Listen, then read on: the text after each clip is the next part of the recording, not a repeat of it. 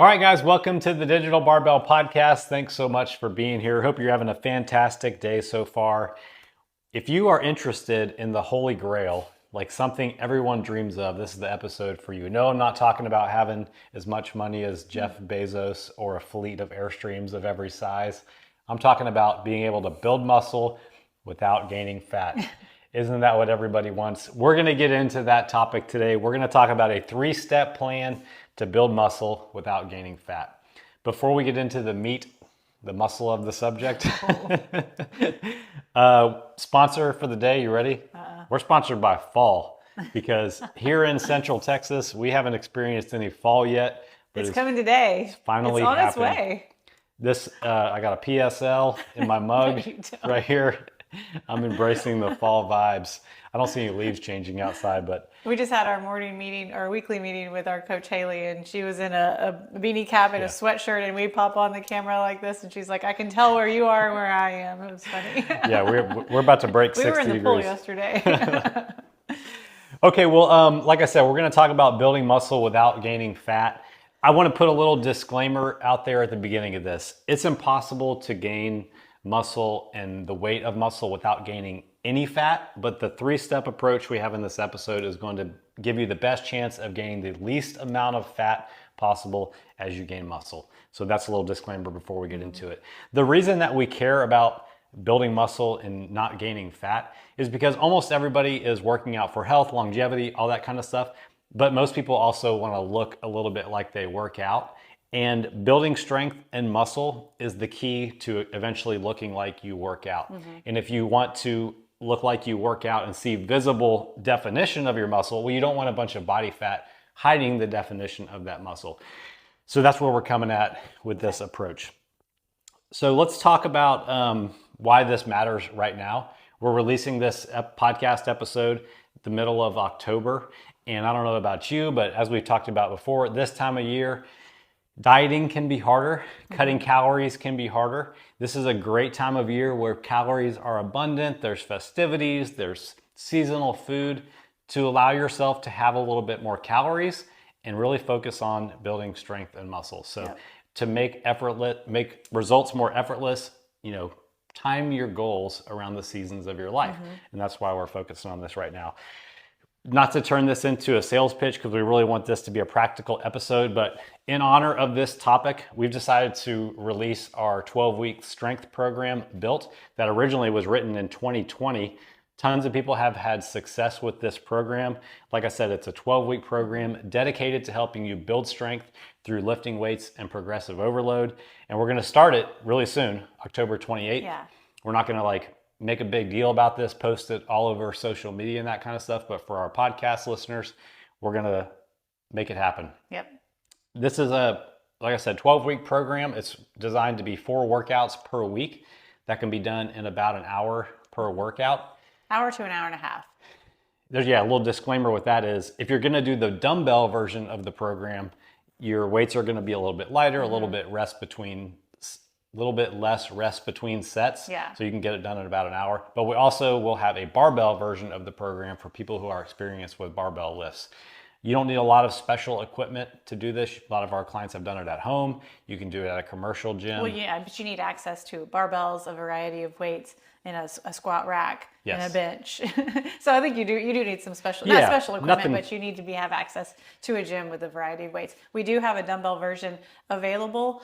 I mean, you're going to make the most progress, building muscle with barbells. But if you're a beginner and you do not have barbell experience, there is a dumbbell version available. But caveat to that is you do need to have a variety of dumbbells available. You can't do this program with 1 or 2 sets of weights. You need to have a variety of dumbbells to be able to do all the different exercises and to build in weight. Because you're going to get stronger. If you only have 15s and 20s, you're going to plateau really quickly. Yeah.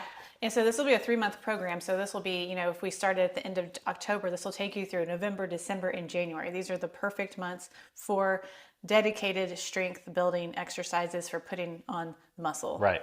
And we've priced it to where it's a no-brainer for a 3-month program. It's $297 for all 3 months, a one-time charge. And as a bonus, we're going to include a nutrition component in it where I will look at your individual goals that you have around your body composition, health, and fitness. I'll give you an individualized macro prescription, which is something we're going to get into in this episode. Yeah. And I'll give you any other practical advice, send you a personalized video giving you my thoughts too. So. And as another bonus, since this is a program where we are lifting significant weights, we want to make sure that you're being safe. So that being said, one of the coaches will take a look at your lifts once a week for a month, every month. So every week one, for a month. You'll submit some video checks. We'll make sure your form is okay, and okay, go ahead and proceed. And here's some weight recommendations. At the beginning of month 2, we'll check in and make sure everything's looking good. And then at the beginning of month 3, to make sure that you're staying safe, number 1, and making progress, number 2. And you're also going to get access to a progress tracking spreadsheet to track how your body composition is changing throughout the program too. So, all right, it's digitalbarbell.com/built2024, or you can check the description of this episode to sign up. But again, we start October 28th, so not a lot of warning to jump in. Okay, let's talk about kind of the different body types of people who might benefit from doing this whole thing of building muscle without gaining fat. First kind of person I think of is what I call the untrained skinny person.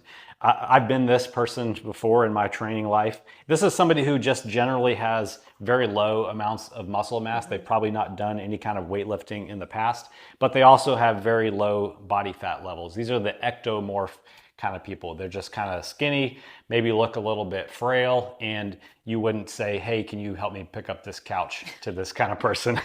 Nothing wrong with these kind of people, but they can definitely benefit from what we're going to cover in this episode. The next kind of person is the person who is pretty lean and they're slightly muscular. This is the person who has kind of done some exercise over the course of their life. Maybe they've done group classes, even gone to some CrossFit classes, Orange Theory, F45, whatever. These people probably exercise regularly and they're not overweight, but they don't have an appreciable amount of muscle on them. Like they just kind of look like a regular person who's not overweight. And maybe a lot of their time is spent exercising and not training. Right. And then the third person that I would say could really benefit from this process we're going to talk about is the skinny fat person. This is somebody who has a little bit of muscle on them, maybe an average amount of muscle, but they also have an average amount of body fat on them. So they look kind of normal when they're wearing full clothes, t-shirt, sweatshirt, whatever. And then when you see them with their shirt off, there's just like nothing going on there, no muscle definition because everything is hidden by the body fat that they have on top of that average amount of muscle. So all three of those kind of people can benefit from this approach. I didn't say an overweight person or an obese person in this because they need a different approach to their training. They need to get into a calorie deficit to lose some of that body fat. They can still build strength, but this specific episode is for somebody who needs to build muscle without gaining fat. Our training program that we have, the strength training program, if you join that and your goal is fat loss, I'll give you nutrition recommendations based on that. But that's not what we're talking about in this episode. Okay. All right. Let's get into step number 1 of the 3 steps. It is going to be to establish your muscle building calories and macros. So we know that there are 3 different scenarios when it comes to calories. A calorie deficit to lose fat loss, to lose fat, calorie maintenance to maintain your body weight, and a calorie surplus to build new tissue. So in this case, we want to get people into a calorie surplus so they have extra calories to build the muscle. So how are we going to figure out how many calories are right for somebody? There's 2 different ways you can do this. There's a simple, less accurate way and a more tedious but more accurate way. Okay. The simple, less accurate way is to simply go online and use a calorie calculator set to some kind of lean bulking setting. Yeah. We have one that I'll link in the description below if you don't want to go through the more tedious way, but that is certainly one way to do it, to calculate your calorie surplus. Here's how to do the more tedious but more accurate way. You're going to download an app like MyFitnessPal or the Lose It app or Chronometer or whatever, and you're going to track your food like a crazy person for 1 to 2 weeks, being tedious and accurate with it, because it really matters if we're going to try to dial this in. After you do that great tracking during that time, and I'm talking about like putting the food on the scale, weighing it out, not eyeballing it and not logging things that you wish you didn't eat or whatever, you're going to take how many days you logged for, look at your total calories, your total protein, carbs, and fat, and you're going to figure out the average of what you ate. That's the most important thing, because you're going to have high days and low days, but knowing the average is where the sweet sauce is at for this. Again, don't change what you've been doing up until this. Now that you know your average calories, protein, carbs, and fat, you're going to set a 10% calorie surplus above what you have been eating, assuming you didn't gain 5 pounds in the time that you were doing this, or lose 5 pounds. That's a good point. But assuming your weight stayed about the same with normal fluctuations, we're going to add 10% to your total calories just by taking your average and multiplying it times 1.1. Now you might be thinking, like, only a 10% calorie surplus? That seems like not a lot. Because if you were eating, 2,000 calories, that's only adding 200 calories to your daily intake. But research has shown, and anecdotal and personal experience has shown, that it only takes about a 10% calorie surplus to build new tissue. And going far above that is much more likely to cause you to gain fat during this process. And a lot of people go wrong with this. They think, surely that can't be enough. Like, I need to eat big to get big. Well, I've been down that road, gained an extra 20, 30 pounds in the process of doing this. It is simply not necessary. So 10% is where we're going to start at. And we'll talk about how we need to adjust coming up. Okay, so now that we have our total calories, next we're going to move on to setting our total protein first, because that's the most important macronutrient when it comes to making body composition changes. We're just going to set our protein goal at 1 gram per pound of whatever we weigh right now. And we're going to try to get within about 20 grams of that per day. Now, I'm not saying that 1 gram per pound is necessary, but I'm saying if that's your goal, and some days you fall short of your goal, because it's very unlikely you're going to be going over your goal regularly, that your average will probably come in closer to the 0.7, 0.8 range that research shows is kind of the sweet spot for where people need to be. That's the reason that I'm saying set it at 1 gram per pound, to give you some wiggle room. Now, the next thing we're going to do is figure out, how are we going to use all the rest of our calories? We're going to take that protein in gram goal and multiply it times 4, because there's 4 calories per gram of protein. So let's say that our protein goal was 150 grams per day. That gives us 600 calories that are going to be allotted to eating protein every day. Now let's say our calorie goal was 2,000. That now leaves us with 1,400 calories to spread between carbohydrates and fat. Guess what? You get to spread those calories out between carbs and fat as you see fit, because that's the most important thing. It's just hitting total calories and protein. Now, I will say that since we're going to be in a calorie surplus, and this is something I would give you individual recommendations on if you join the program, that you're going to have better body composition results and you're going to have better workouts if you limit your fat intake and push as many of those extra calories as you have towards carbs, because those are going to fuel your performance better. And it's also less likely that excess calories from carbs will be stored as body fat. Yeah. Fat in your food is already in a lipid form. When you store fat on your body, it gets turned into lipids and stored as fat. Well, if you're eating too many calories and a lot of those calories are coming from fat, it's a pretty simple process for you to just store those extra calories as fat. And since we're trying to gain this muscle with minimal fat, we would rather you get those extra calories from carbs. So as a general rule, male or female, I would say to try to keep your grams of fat in between 50 and 70 grams per day if we're really looking to optimize this process. It's getting down into the weeds a little bit, but I know our listeners are smart and they want to make the most out of this. Now, what about dirty bulking? This is what I did in 2015 when I starting strength. It was 1 or 2 peanut butter and jelly sandwiches per day. It was sometimes hitting the drive-through. I was probably closer to a 20 or 25% calorie surplus at the time, and I rapidly gained weight versus this more conservative approach. And the end result was I gained a bunch of extra fat in addition to the muscle that I then had to spend a long time in a calorie deficit, almost 6 months, to lose that fat that I gained. So it's completely unnecessary. And the other thing about this dirty bulking mentality where you're just like ordering pizzas and going through the drive-through is you are now building a whole different set of nutrition habits that do not align with our overall health goals, for performance, for optimizing our body composition. And it's going to be hard to undo those things. Remember that show, Fit to Fat to Fit or whatever? these trainers would purposely gain sometimes like 80 pounds over the course of 3 or 4 months. Just so they could take it off with their clients. Right. Yeah. And they talked over and over again about how hard it was to break that habit of going through the drive-through and eating all this ice cream and these highly processed addictive foods.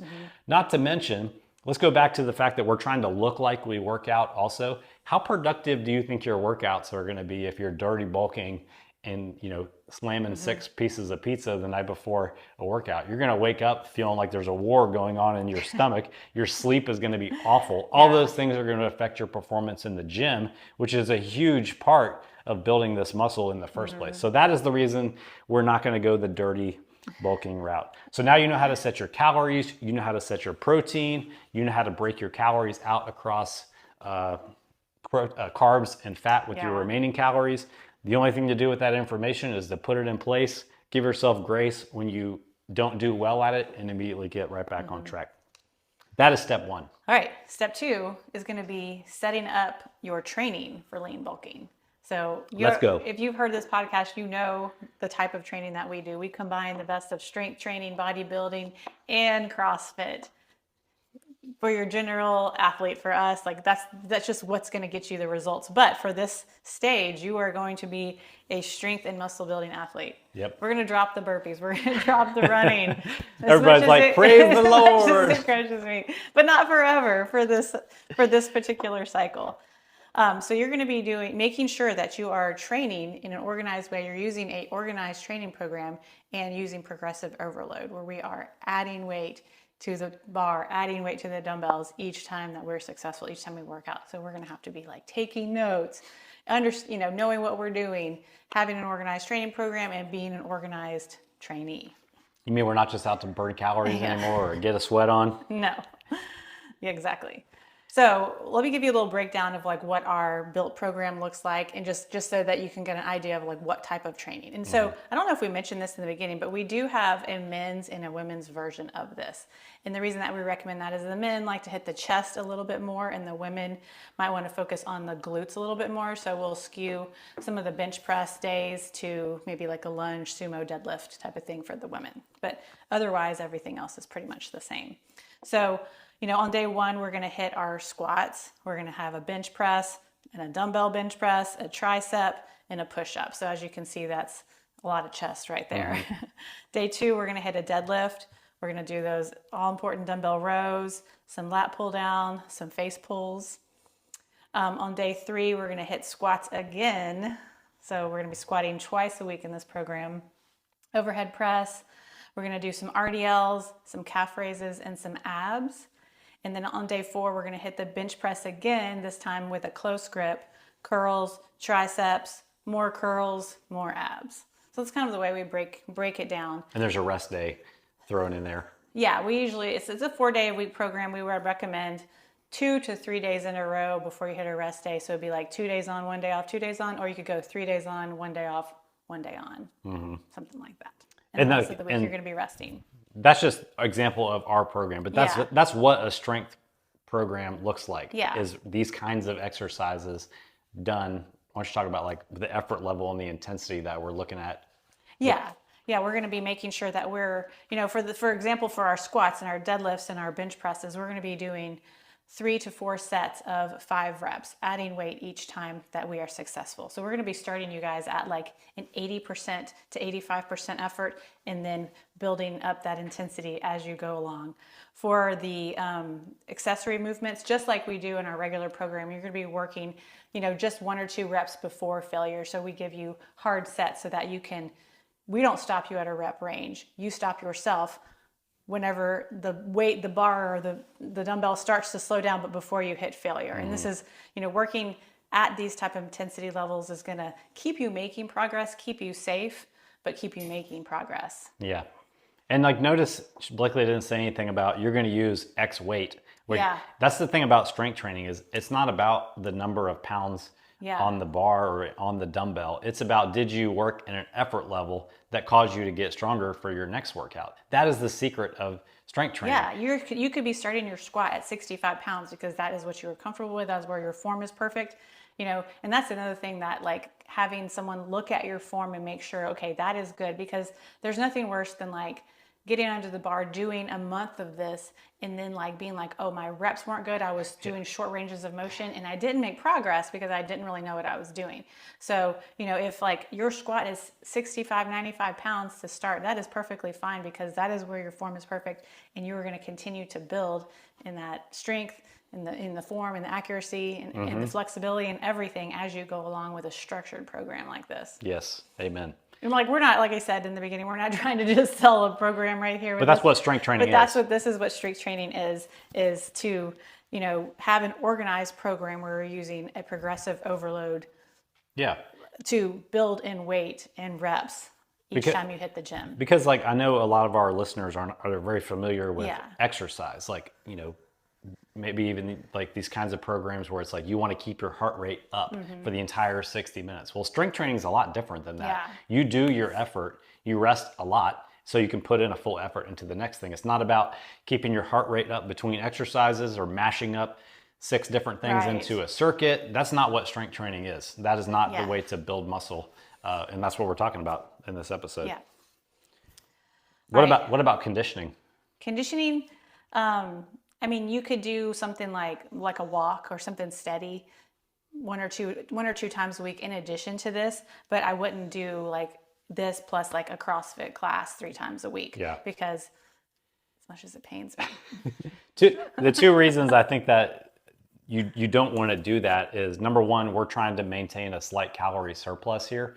So if you go do a bunch of extra activity on top of your hard training here, you could erase your calorie deficit. And number 2, a huge part of strength training and building muscle is the recovery that happens between workouts. That's when you actually get stronger. Yeah. So if you're throwing a bunch of high intensity stuff in between your strength workouts, you're going to outpace your recovery efforts. You're not going to build as much muscle, and you're going to open yourself up for more injury risk, to be frank. Like he talked about, he's been down the dirty bulking side. I've been down the trying to make progress doing strength training while I was doing all the other things. Yeah. Like for many, many years of my life, I did this. I want to put on some more muscle. Let me just like try to do some strength training here and there, but I was mainly focusing on doing CrossFit type workouts, and frustrated that I was never really truly making progress.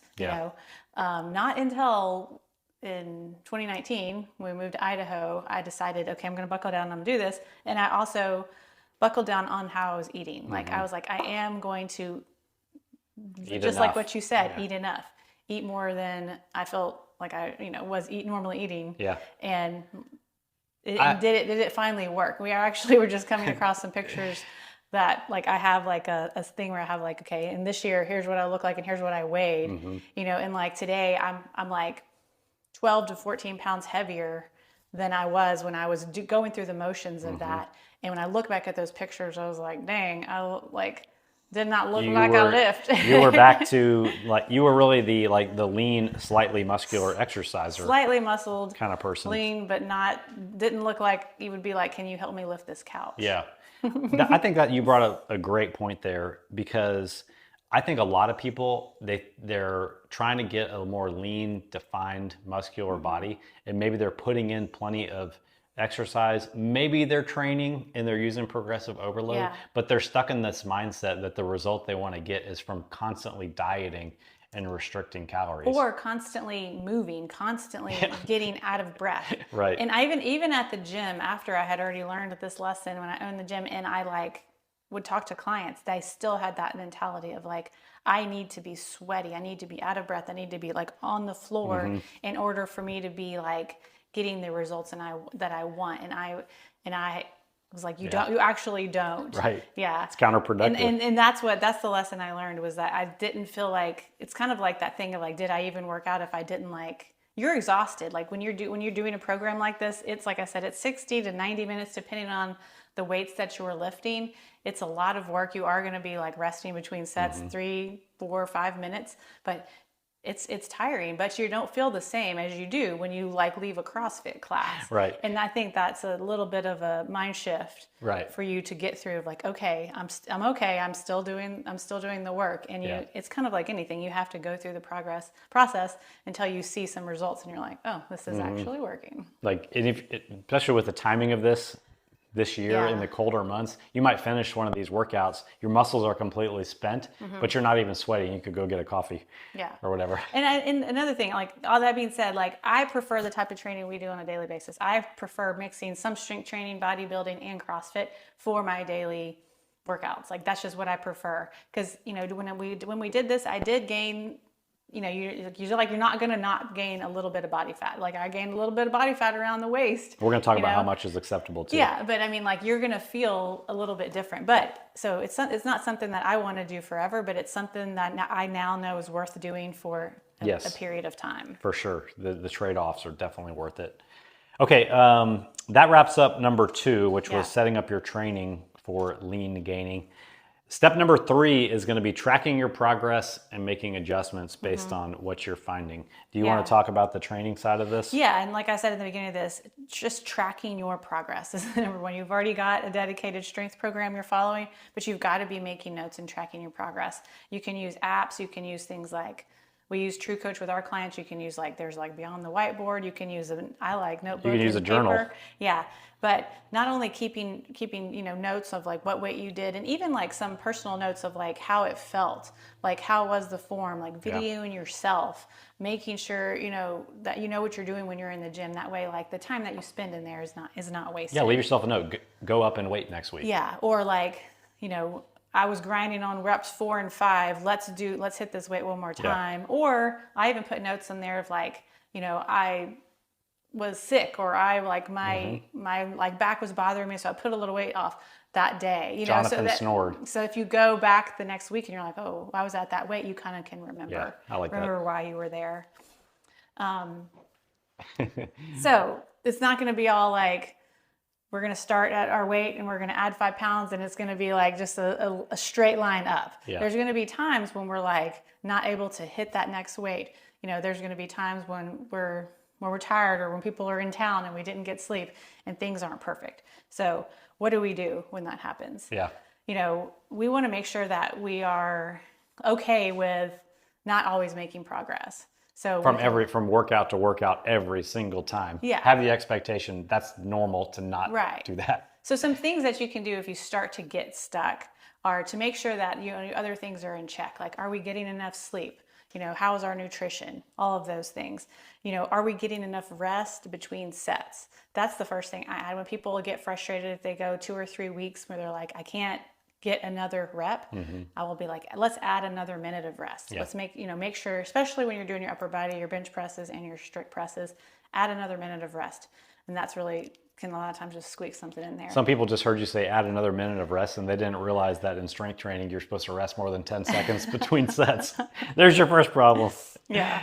Another thing that we can do is, like, if I'm, like, stuck, we're probably getting off topic here, but if I'm, like, stuck and I'm like, okay, I did my 3 sets and I cannot add another rep, I'll do a 4th set and just do, like, 5 more reps, because sometimes just that little bit of thing can, like, push you, forward into the next week. Yeah. And other things that you can do are, you can, like, if you need it, put in a deload week. And, if you've gone, like, 8 weeks straight, 100% consistency, everything's looking great, but then those last, like, week 6, 7, and 8, you haven't been able to make as much progress, then you might need to put in a deload week. And a deload week is just where you're going to take a percentage of weight off the bar. You're going to do, like, 2 sets, but you're still going to hit all the lifts that you've been doing. Yeah. Just allow a little bit more recovery for your body. No, she didn't say take 50% off the bar. You're still keeping the intensity high, so you don't actually lose strength during this time. You're just going to reduce some of the volume. Right. Give your body a little extra recovery to catch up and compensate. What about on the nutrition side? How can we track our progress? Yeah, so, if we're trying to build muscle without gaining fat, there's 3 main pieces of information we want to get. What is your body weight doing? Number 1.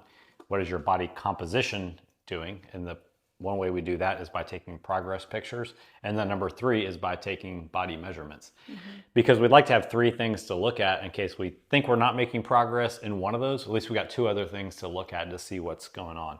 So when you start a strength training program, take progress pictures of yourself in minimal clothing with good lighting, because you're going to use the same place every time using the timer on your phone, not holding your phone up in front of you.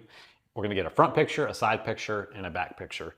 Then we're going to get some circumference measurements on your body, about 1 inch above your belly button. That'll give us what we call our waist measurement. Our hip measurement, which is around our hips, around the largest part of our rump. And then I also like some people to get thigh measurements around the largest part of your thigh. And then since we're trying to also make some gains in the physique department, let's get a bicep measurement with our arm bent like this, but not flexing. Because that can be really skewed by if you just finished a set of 21s and you're all pumped up. So we're going to get a baseline of all those things. Now, if you join Built, we have a custom spreadsheet for you to track these things, and we host your progress pictures in the app, but find some way to keep track of this stuff yourself.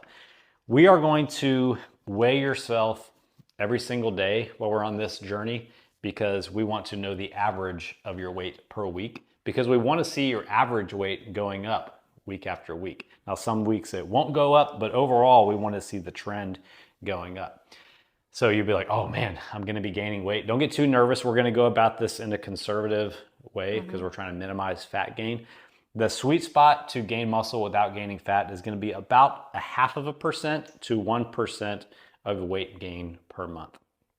Any more than that, and we risk that we're gaining more fat than we need to. So if you weigh 130 pounds now, that's about 0.65 to 1.3 pounds per month. If you weigh 165 pounds, that's about 0.82 to 1.65 pounds per month. So that's not a lot over the course of the month. That's why this program is 3 weeks also, and why strength training, 3 months. And that's why strength training is not a 4-week journey. Strength training takes a dedicated time of going at this. You honestly could do this for 6 months and look like a completely different person if you stay on this path.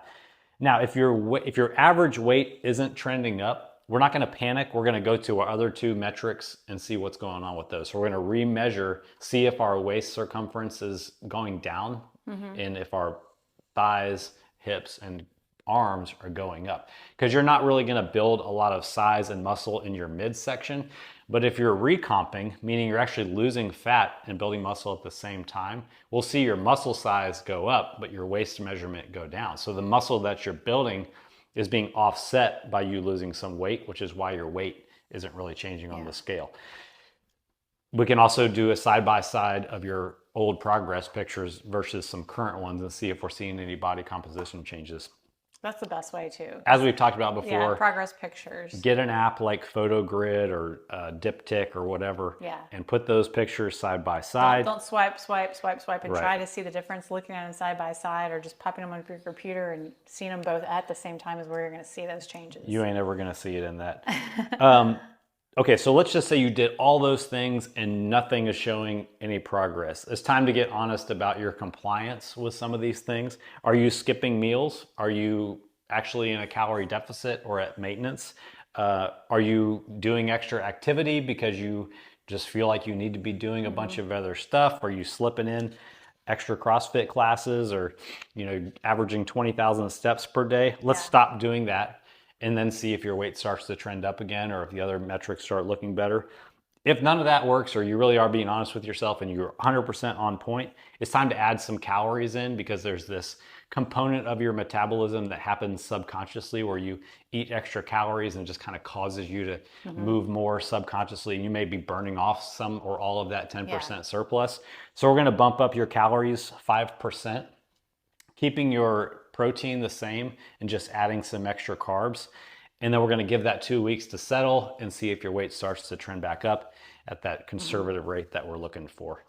That's really it on the tracking side of things. A lot of people will try to make this whole process sound a lot more complicated than it is. The process itself isn't that complicated.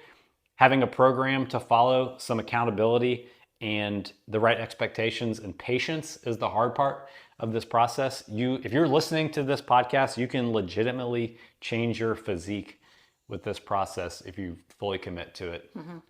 Let's talk about one more thing before we wrap up, though. Why do we not do this forever, and why do we not do this all the time? Personally, me and you, why do we not this is not our training philosophy, all that kind of stuff? Yeah, I mean, do you want to give your opinion first or your personal reason? I mean, for me, I've done this before. Like, I've pushed all the conditioning away to the side. I did not do it the right way that we outline in this podcast. I have since then, but when I first went through this process, I did it wrong. And I know the way that I felt, and the way that I felt my energy levels change, my relationship with food change, and just my overall like capacity, my cardiovascular endurance. Right. And I like to be ready for anything. So I want to spend time dedicating effort to strength, but then I also want to spend a long time doing our more well-rounded approach where, I feel like I could just do like the old man pentathlon again, where all of a sudden I can, because of the strength I built, which stays with me for a very long time, I can go out and, deadlift 405 and then go run a 6.5 minute mile in the same day. Yeah. So I like to be well-rounded, but I built that strength that I still carry with me today and maintain by doing this process that we talked about in this episode. Exactly. Because most of us are out to be healthy.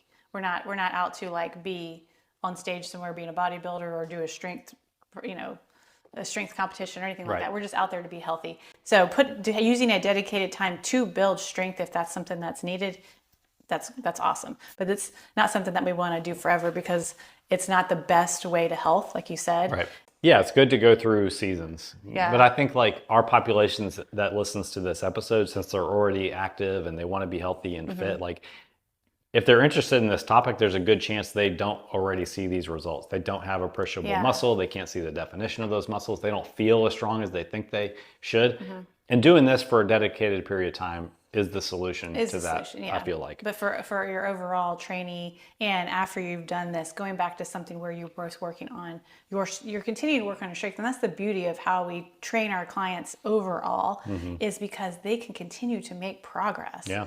Like without having to do a dedicated strength only program or a dedicated only bodybuilding program or dedicated only conditioning program. Right. They can make progress in all these arenas on a yearly basis just by churning away. But for a dedicated time, it is okay if this is something that like, I really do need to put on some strength. And we've both been there in our journey. And we're like, okay, I'm going to buckle down and do this. And then come out on the other side and you get to enjoy the strength you built during that time. And that muscle you build doing something like this it's as other people have said, it's the longevity organ. Having muscle mass on your body is the key to having a revving metabolism when you're in your 40s and your 50s, having the physical ability to do the things that people half your age can do. And your cohorts from high school that haven't done any of this kind of stuff, they are saying getting old sucks. But if you have a base of strength, muscle, and overall fitness, you just get more out of life. All right, so if you're interested in joining Built, you're listening to this in the present before October 28th, head to the link in the description or digitalbarbell.com/built2024. Again, $297 for all 3 months. Come make some gains with us. All right, hope you guys enjoyed this episode. If you have any questions, send us a message. Take care.